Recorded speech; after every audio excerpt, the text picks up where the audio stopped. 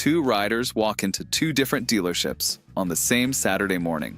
Both sign for a motorcycle at almost the same price. Both ride home grinning. 5 years later, one of them has spent $14,000 keeping that bike in his life. The other has spent barely $6,000, and his bike is worth more on trade-in. Same budget, same miles, same passion. The difference wasn't luck, and it wasn't maintenance habits.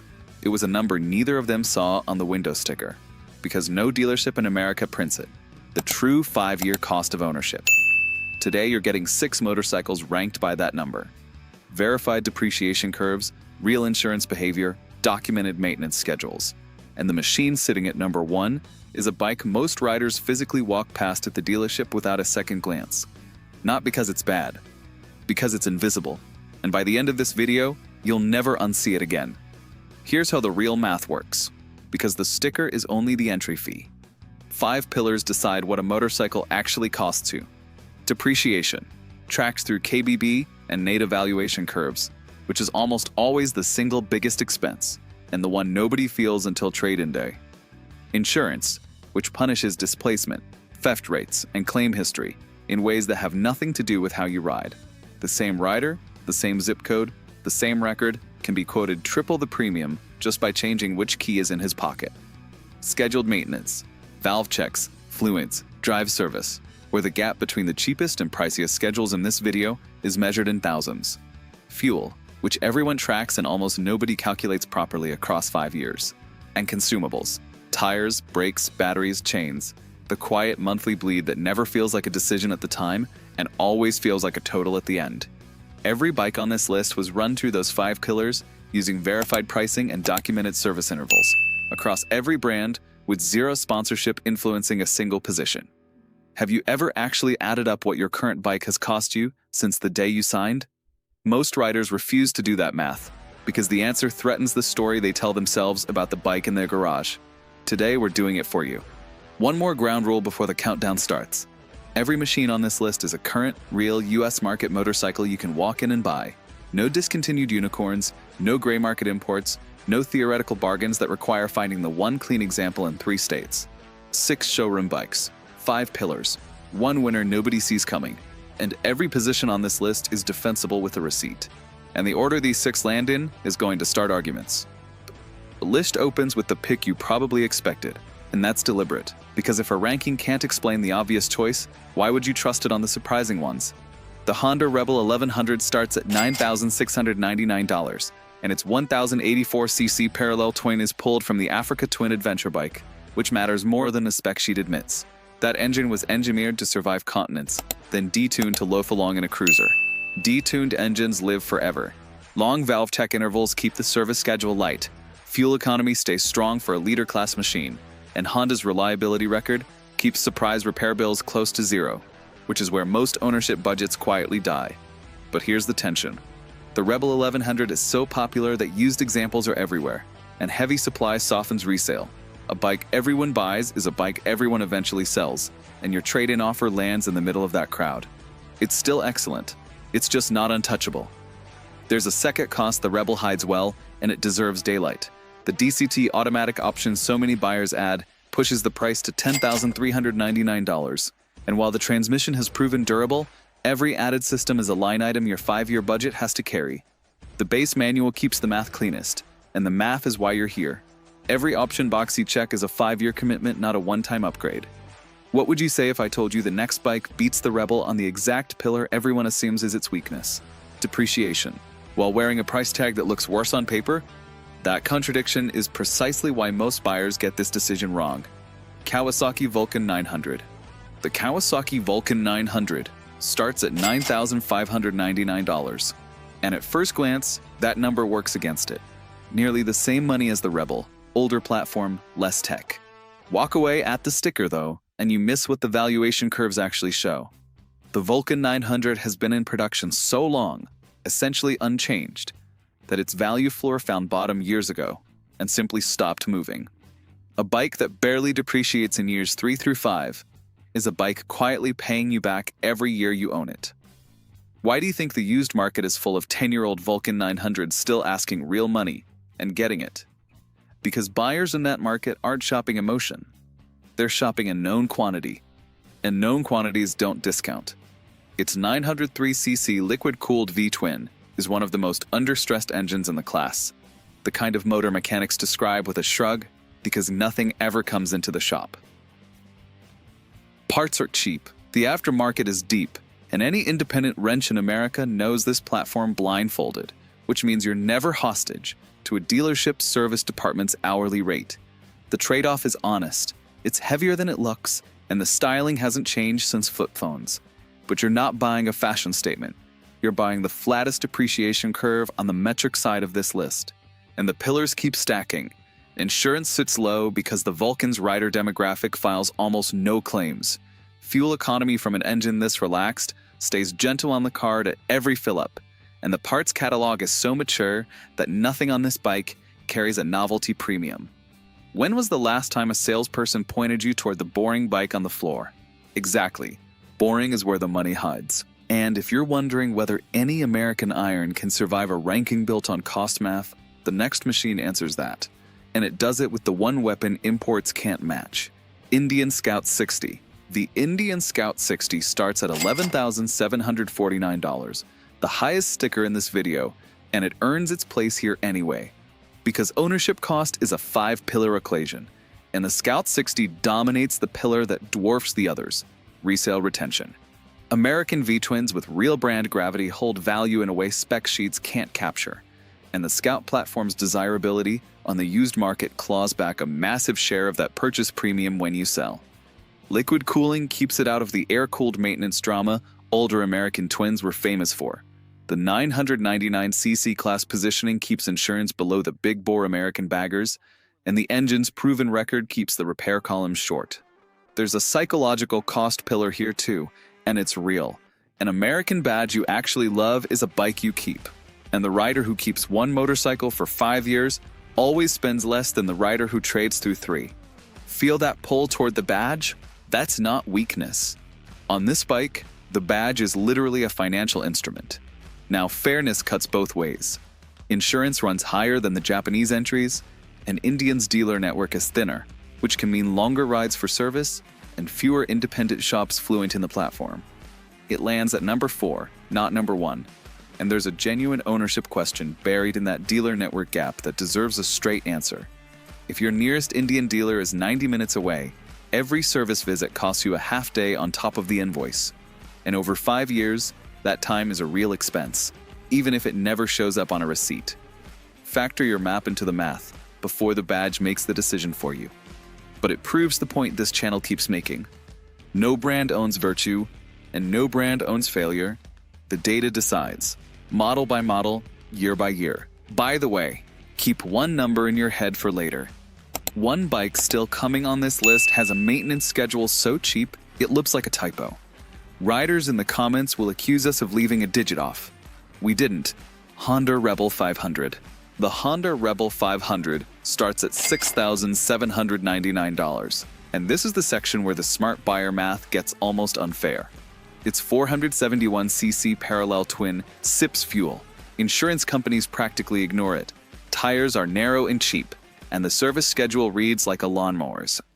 Stack its 5-year total against a heavyweight cruiser bought for the same monthly payment stretched longer, and the gap doesn't come out in hundreds. It comes out in thousands, sometimes enough to fund the next bike entirely. So why does it sit at number 3 instead of higher?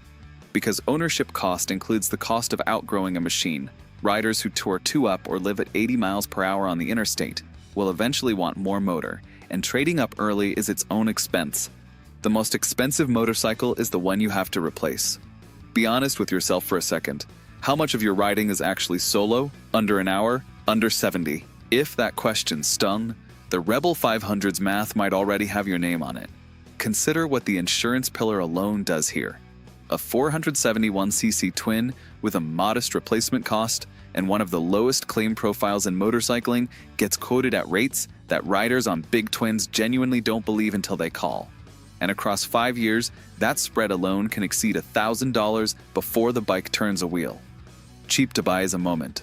Cheap to insure is an annuity. This is also exactly where cost-conscious ownership becomes a habit rather than an accident. The riders who win this game treat consumables, oil, tires, and inspection routines as a strategy, not an afterthought. And they price every one of those items before they buy, not after. And the next bike on this list took that entire strategy and turned it into hardware, bolted on at the factory, permanent. Here's the typo. The Honda Shadow Phantom starts at $8,699, and its 745cc V-twin has been in continuous service, refined but fundamentally unchanged since 2004. 2 full decades of production is how an engine runs out of ways to fail. But the number that breaks people's brains is the drive system, shaft final drive.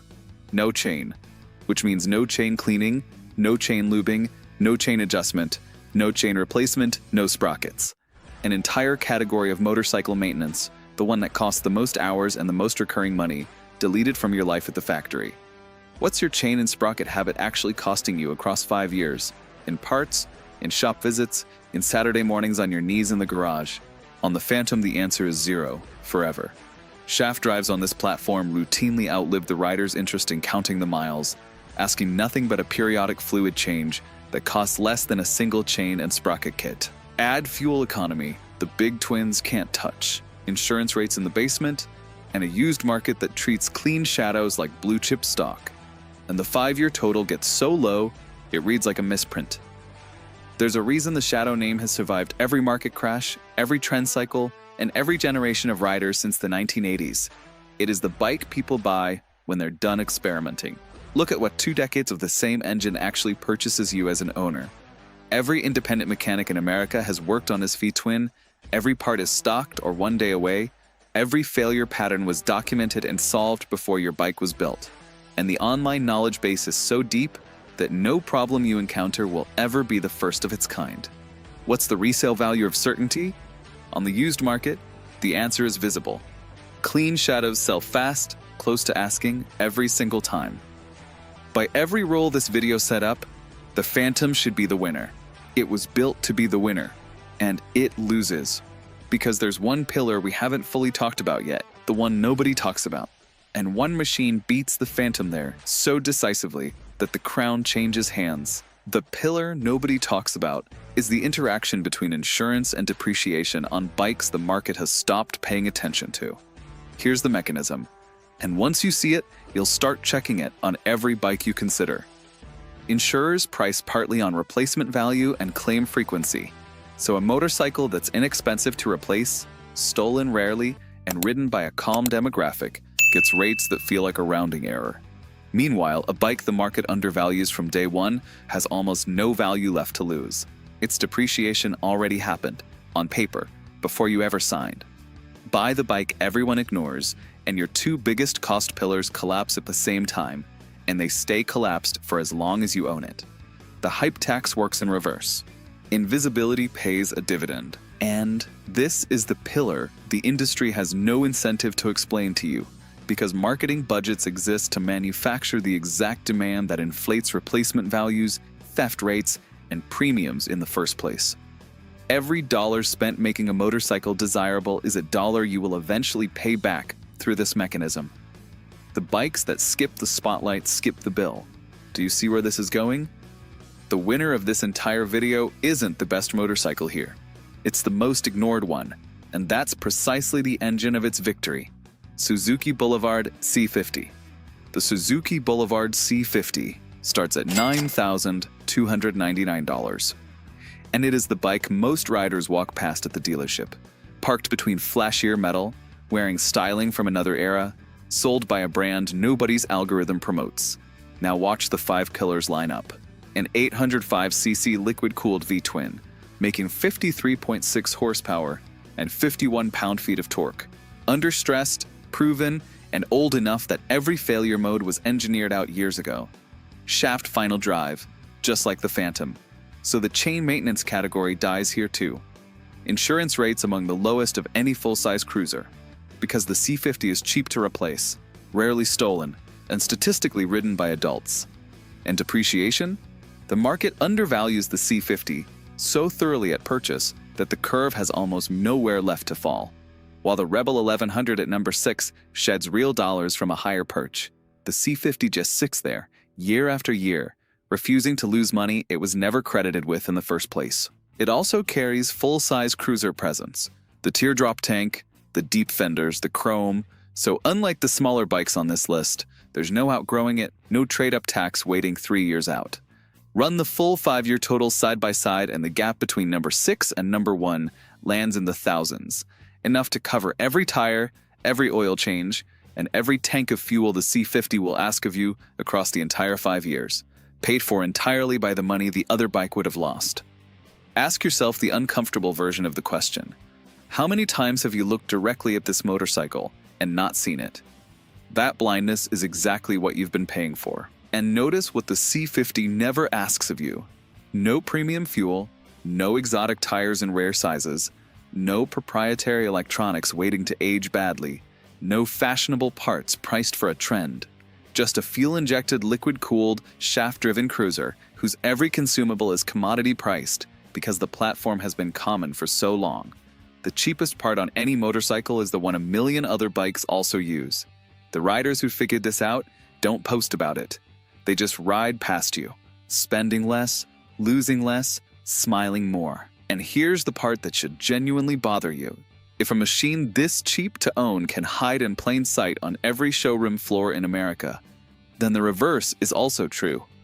There are best-selling motorcycles, bikes with waiting lists, bikes your friends own and defend, that are quietly draining more money from their owners over 5 years than their sticker prices suggest.